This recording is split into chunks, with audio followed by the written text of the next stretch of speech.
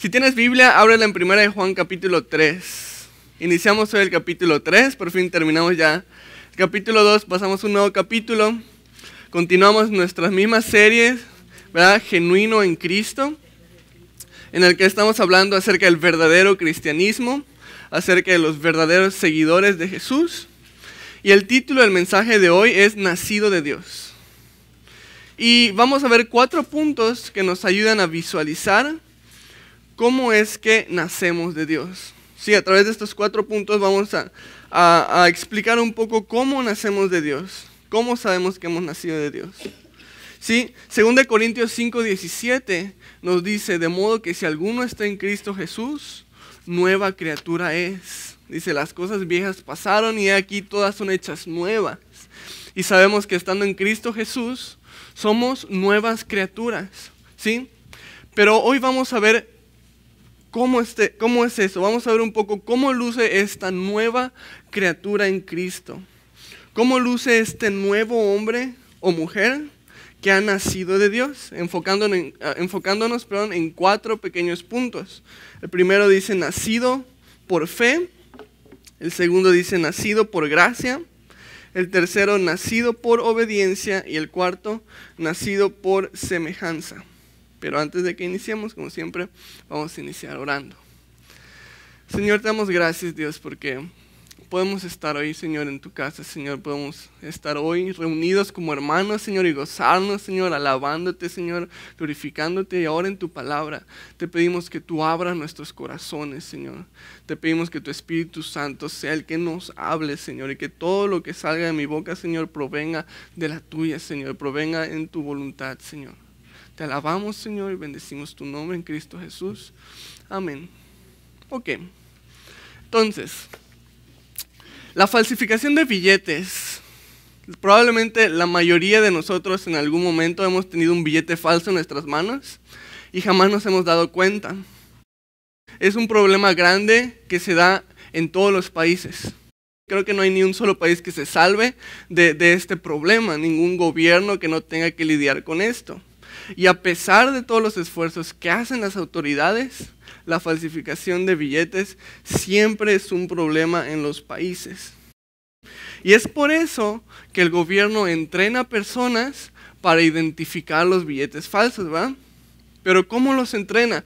Curiosamente, no les muestran jamás un billete falso, sino que a base de tratar con puros billetes verdaderos, puros billetes genuinos, se acostumbran a sentirlos, se acostumbran a verlos, y entonces cuando les llega a la mano un billete falso, al momento de sentirlo, se siente distinto. Al momento de verlo, tiene algún detalle distinto, y pueden distinguir inmediatamente que es uno falso, a pesar de nunca haber visto uno en su vida.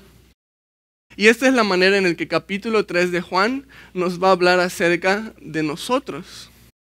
Nos va a mostrar cómo luce un verdadero hijo de Dios, a través de mostrarnos lo que hace un hijo de Dios. No nos va a mostrar lo que no hace, sino que se enfoca siempre en lo que hace un verdadero hijo de Dios, una persona que es genuina en Cristo. Empezamos nuestro estudio, nuestro punto número 1, dice nacido por fe. Vamos a leer el versículo 1, si estás allá, estamos en 1 de Juan 3, versículo 1, dice así: miren cuánto nos ama el Padre, que nos ha concedido ser llamados hijos de Dios. Y lo somos. El mundo no nos conoce porque no lo conoció a Él.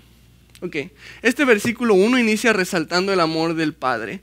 Dice que nos ha adoptado como sus hijos. Déjame leerte esta primera parte una vez más. Dice, miren cuánto nos ama el Padre que nos ha concedido ser llamados hijos de Dios. Y dice, y lo somos. Sí, y lo creemos. Dios nos ama. Dios quiere que seamos sus hijos.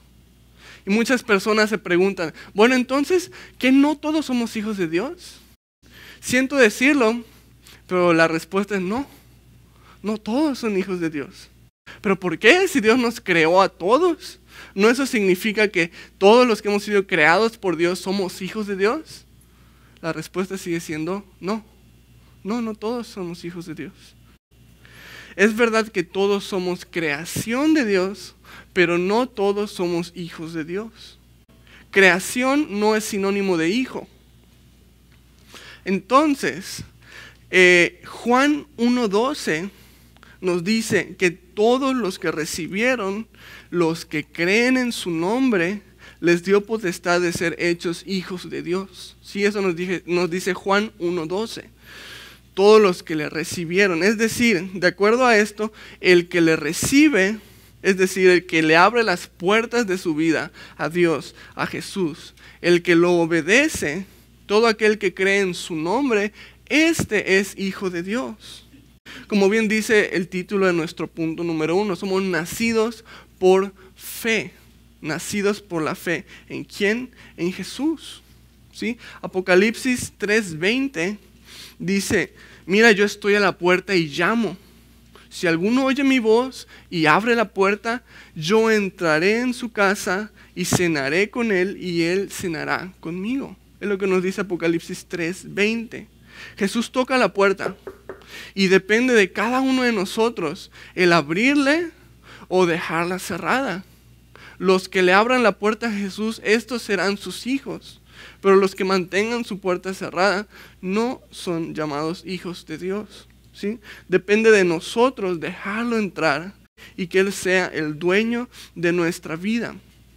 Y en esto se diferencian los que son solamente creación de Dios de los que son creación e hijos de Dios. Si uno no cree en Él y esta persona no quiere obedecer la voluntad de Dios, esta persona no puede ser un hijo de Dios. Es creación de Dios, mas no es un hijo de Dios. Y continuando en nuestro capítulo 3, la segunda parte del versículo 1, dice, el mundo no nos conoció porque no lo conoció a Él. Es decir, el mundo no nos entiende, el mundo no está de acuerdo con nosotros.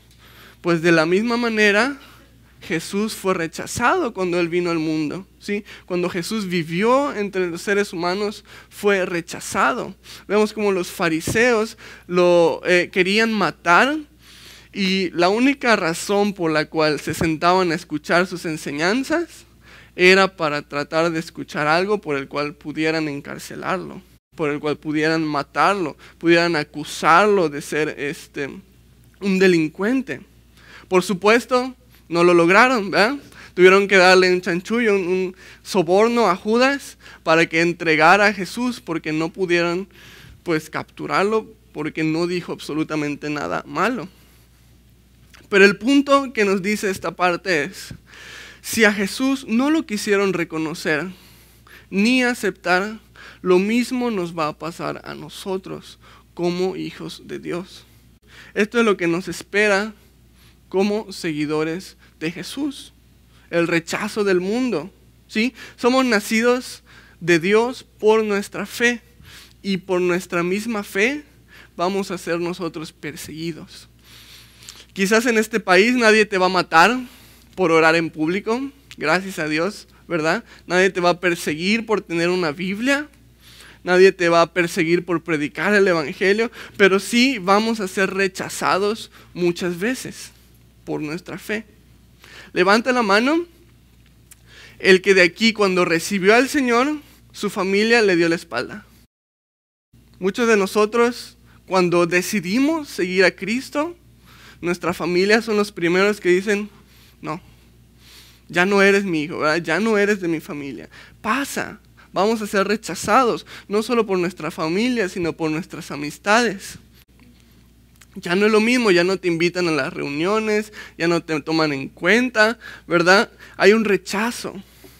Pero esto es lo que nos advierte la palabra de Dios. Nos dice, el mundo no nos conoció porque no lo conoció a Él. Así que es una advertencia de que si seguimos a Cristo, debemos estar preparados para ser rechazados. Sin embargo, no necesariamente es una mala noticia. Vale la pena seguir a Cristo. Sí vale la pena, pues tenemos una recompensa mucho más grande de la que nos puede dar este mundo.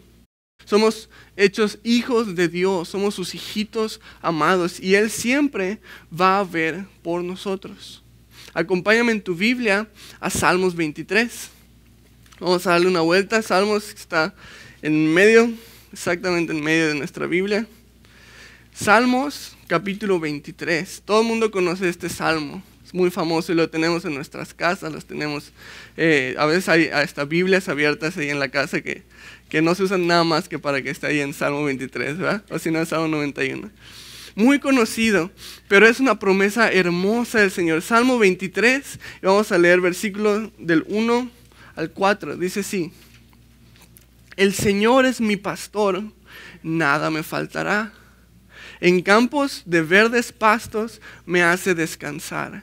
Me lleva a arroyos de aguas tranquilas. Me infunde nuevas fuerzas. Me guía por el camino correcto para hacer honor a su nombre.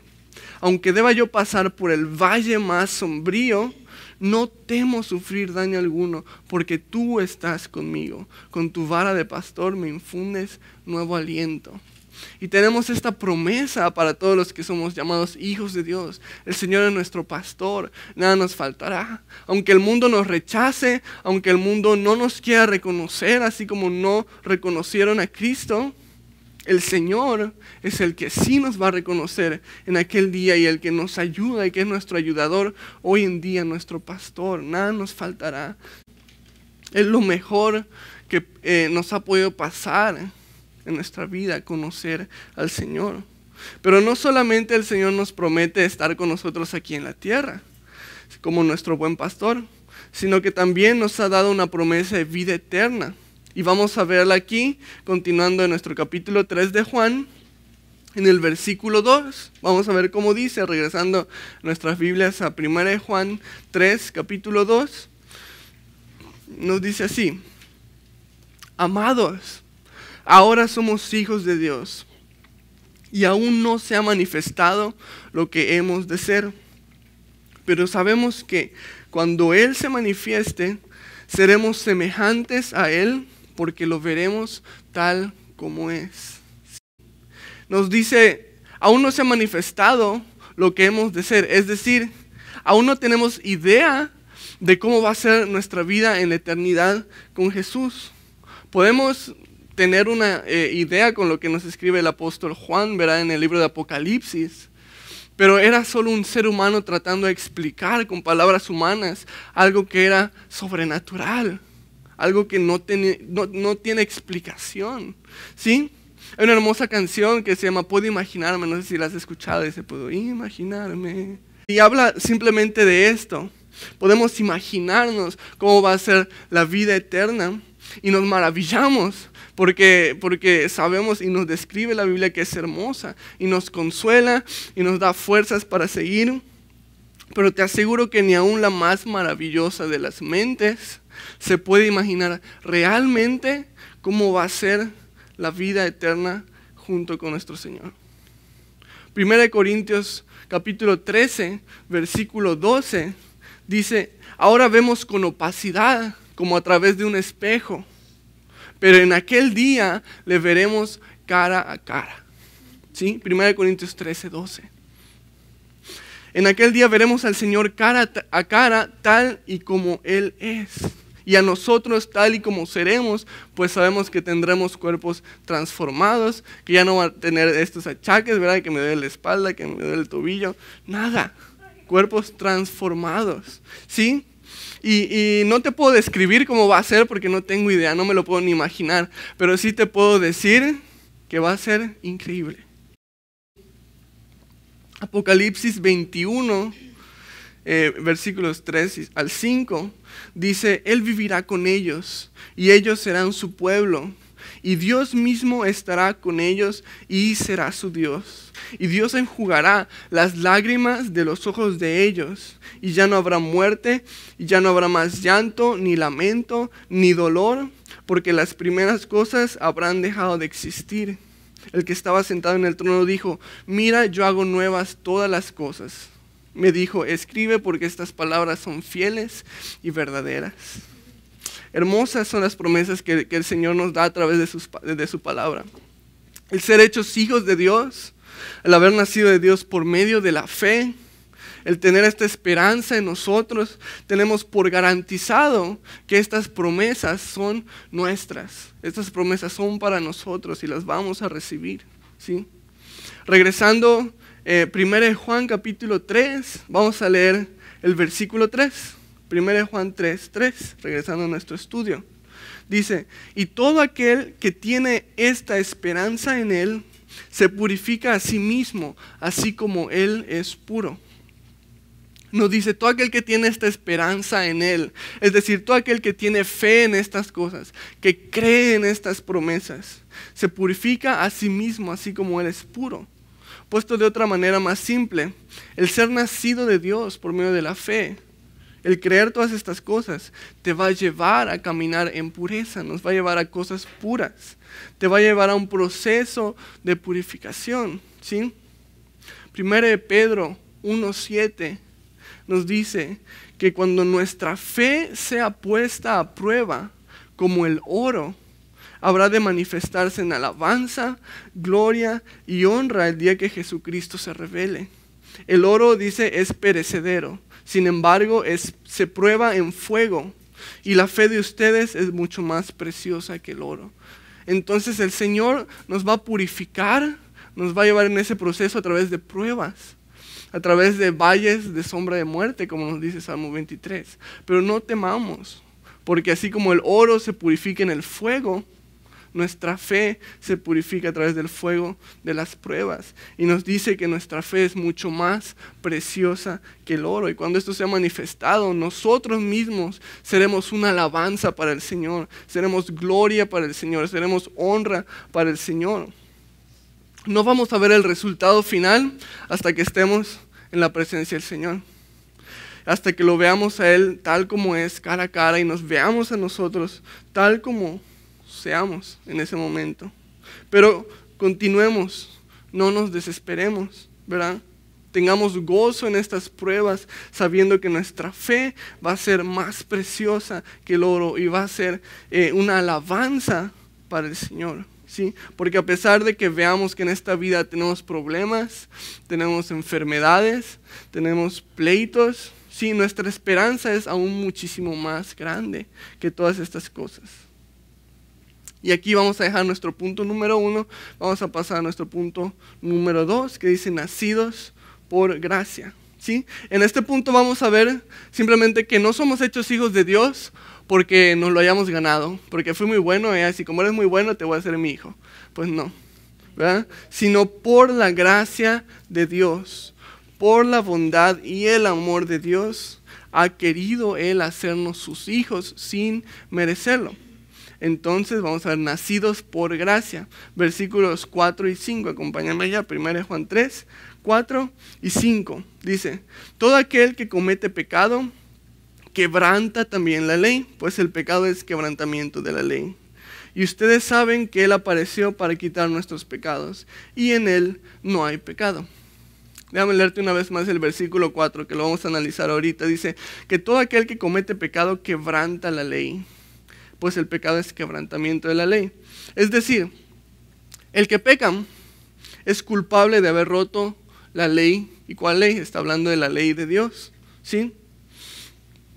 Creo que todos de nosotros somos culpables de que en algún momento hemos dicho una mentira, ¿sí? Luego hasta les ponemos mentira piadosa, ¿no? Para que decir que es válida.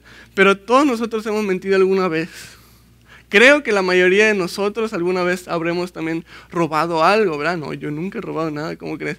Pero bien que te clavas el cambio de tu mamá cuando te mandaba por las tortillas, ¿verdad?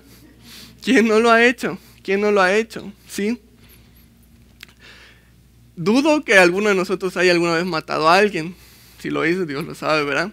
Sin embargo, Mateo 5 nos dice que odiar a tu hermano es tan malo como matarlo. Dice, ustedes han oído que se dijo por los antiguos, no matarás, y cualquiera que mate será culpable de juicio.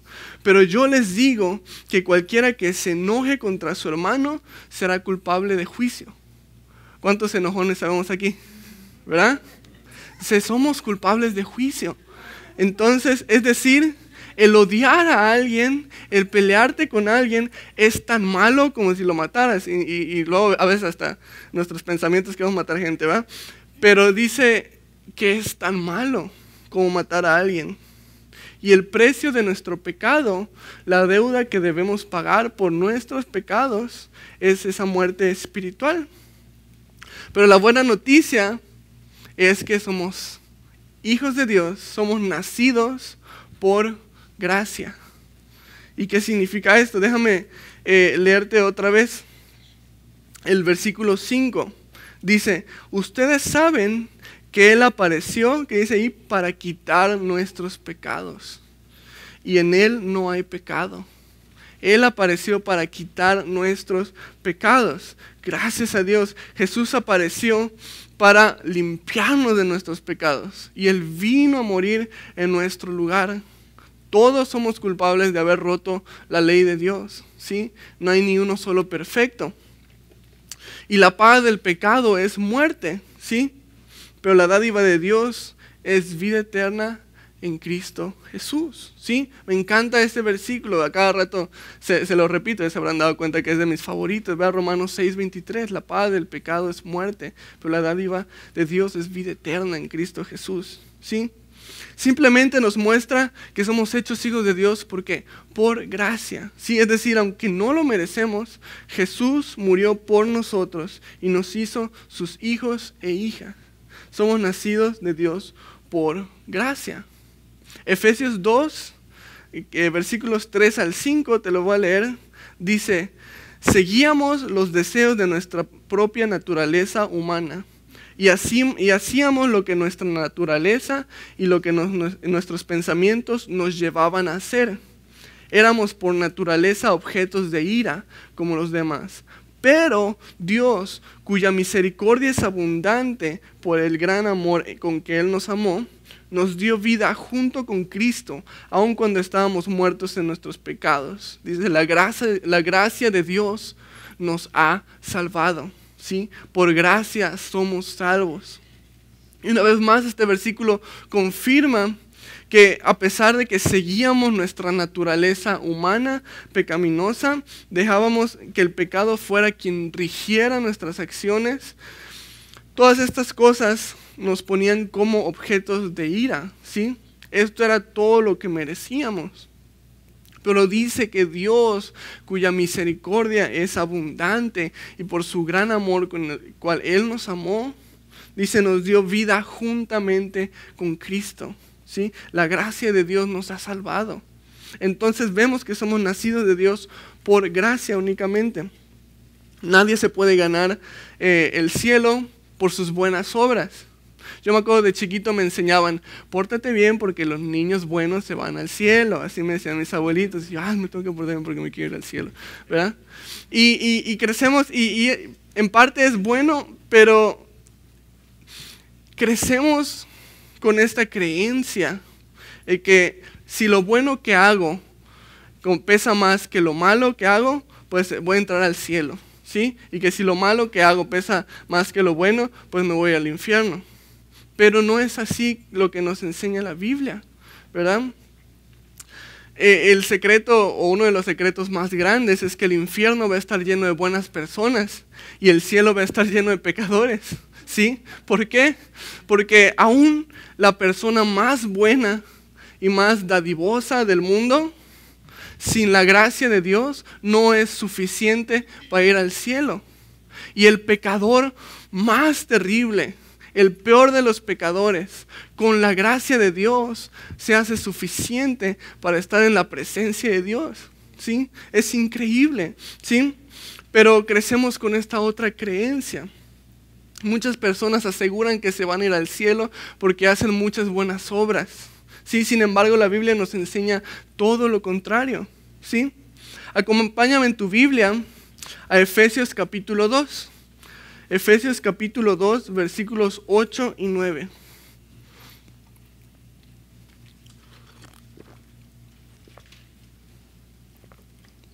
Efesios 2, 8 y 9.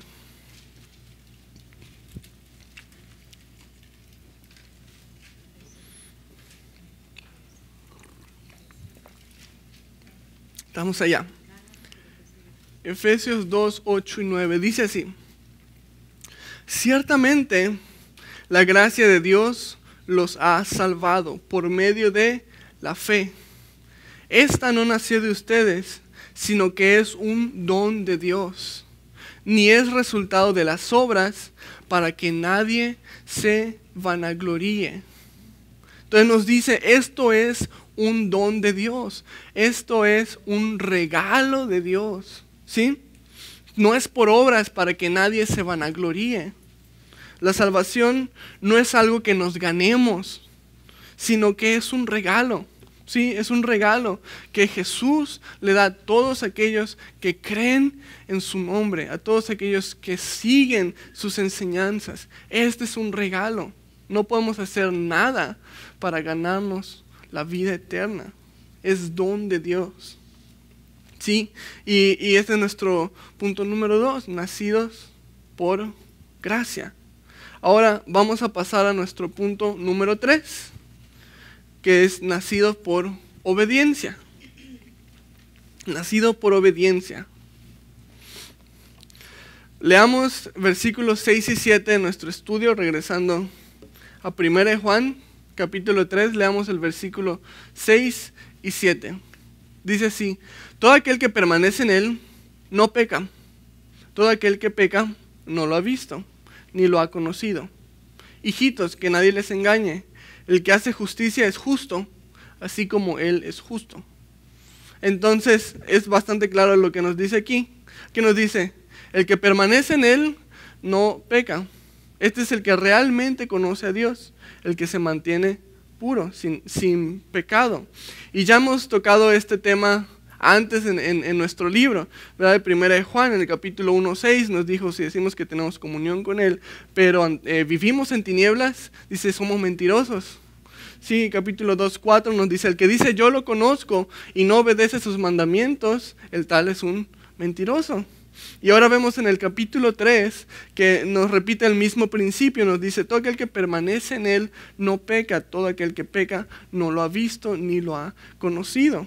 Tenemos el mismo principio, el que anda en luz, el que conoce a Dios, el que permanece en Dios, se refleja en la obediencia que éste tiene hacia Dios, por la obediencia a sus mandamientos, ¿sí?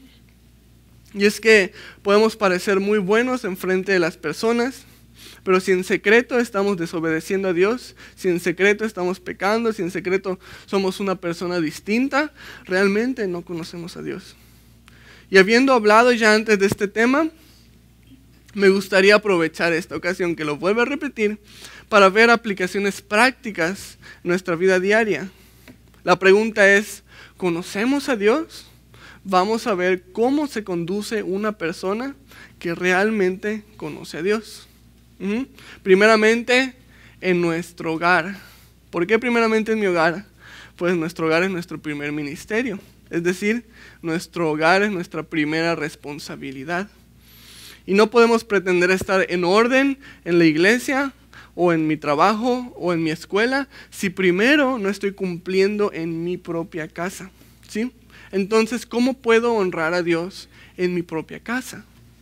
Bueno, siendo fiel en el matrimonio puede ser una manera, ¿sí? Esposos amando a sus esposas, esposas respetando a sus esposos, tratando con amor a sus hijos, hijos obedeciendo a sus padres, siendo sumisos a ellos. Y creo que todas estas cosas ya las conocemos. Y se dice muy fácil, pero a la hora de aplicarlas pueden ser difícil, ¿sí?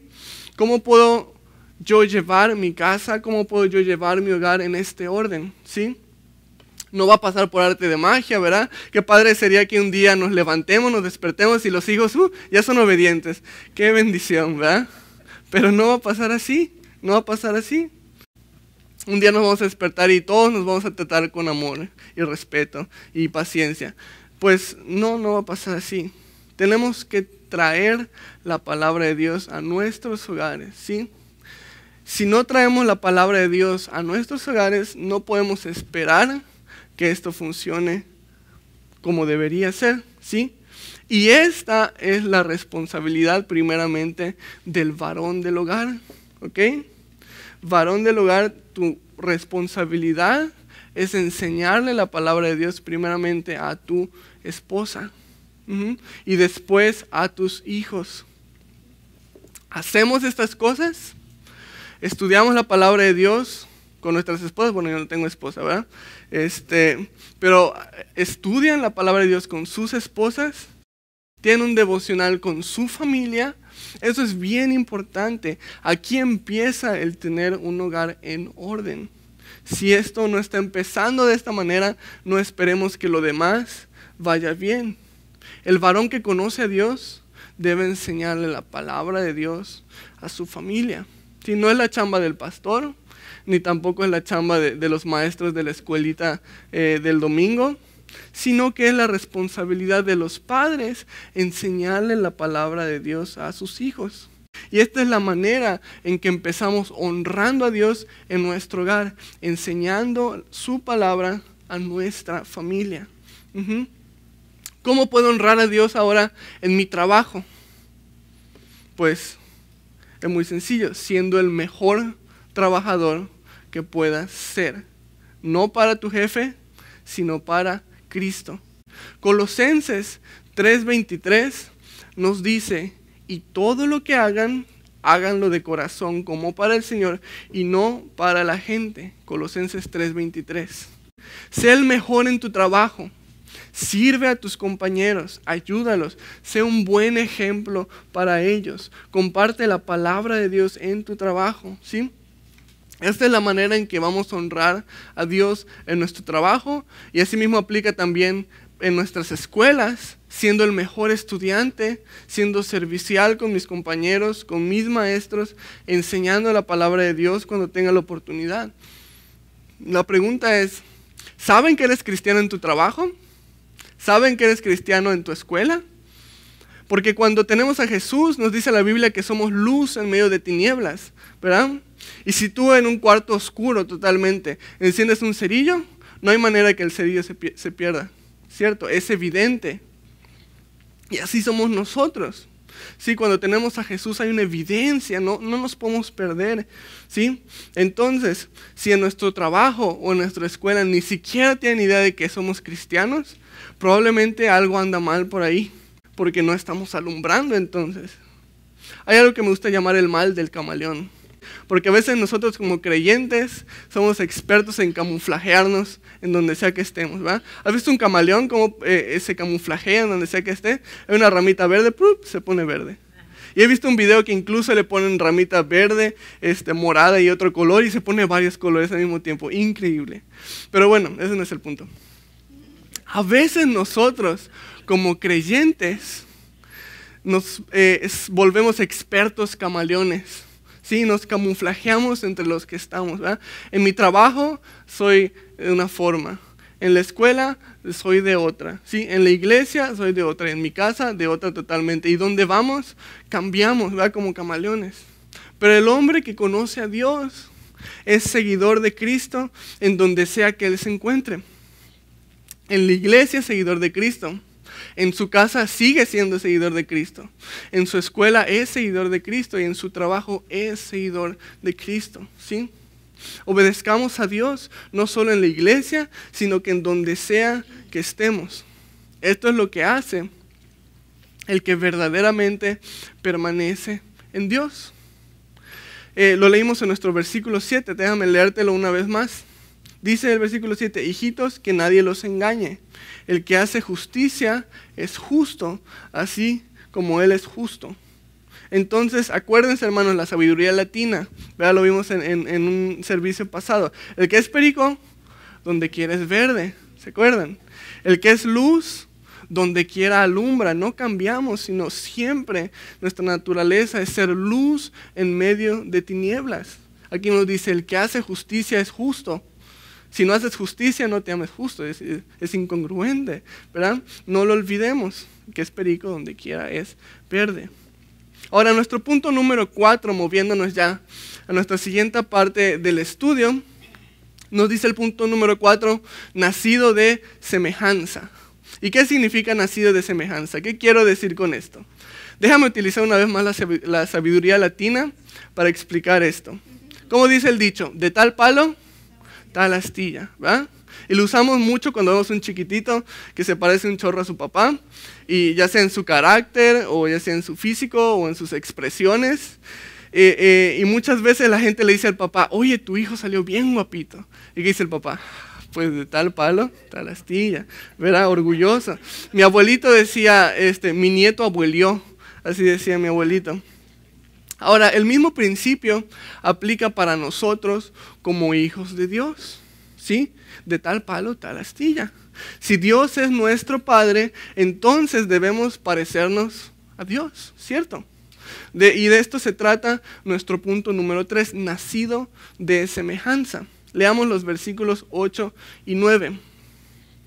1 Juan 3, 8 y 9.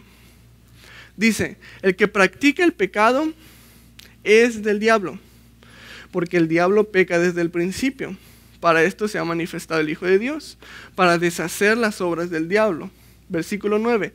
Todo aquel que ha nacido de Dios no practica el pecado, porque la simiente de Dios permanece en él y no puede pecar, porque ha nacido de Dios. Entonces, el versículo 8 nos dice que el que practica el pecado, nos dice aquí, es nacido del diablo. Y qué fuertes son estas palabras, ¿verdad? Yo no le quiero decir a nadie que es nacido del diablo, pero es lo que nos dice aquí, ¿sí? Hace algunas semanas enseñé sobre la diferencia entre caer en un pecado una vez y entre practicar el pecado constantemente, que son dos cosas muy distintas. Y básicamente, caer en un pecado es caer, levantarte y seguir sin volver atrás.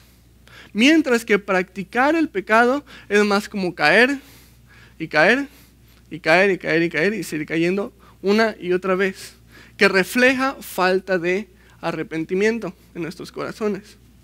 Y bueno, aquí nos habla otra vez sobre este tema, pero esta vez más fuertemente nos da a entender el que practica el pecado es hijo del diablo. ¿Sí? No solamente no es nacido de Dios, sino que es nacido del diablo. Y volvemos al mismo dicho, de tal palo, tal astilla. ¿Sí? No solamente aplica para los hijos de Dios, sino que para los que hacen la voluntad del diablo. ¿Sí? El que es hijo de Dios se va a parecer a su Padre Celestial. Pero el que es hijo del diablo se va a parecer a su padre el diablo.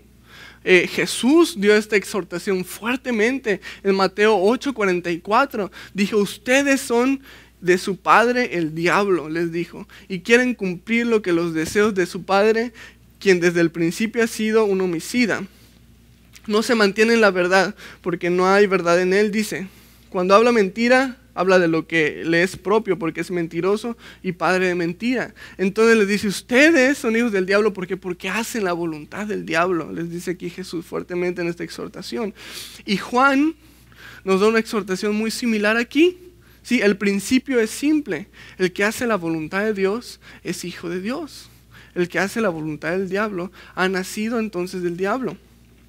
Son palabras duras, pero si la Biblia la dice, tenemos que enseñarlo.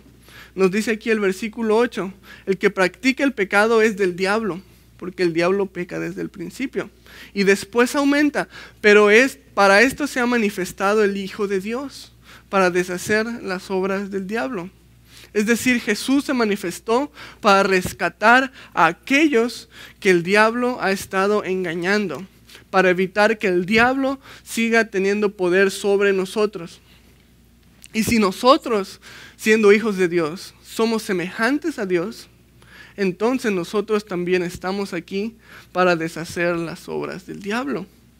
Y me preguntarán, ¿cómo vamos a deshacer las obras del diablo? Bueno, acompáñame en tu Biblia a 2 de Timoteo, capítulo 2, versículos 24 al 26. ¿Sí?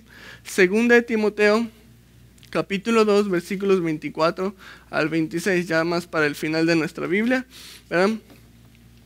2 de Timoteo 2, 24 al 26.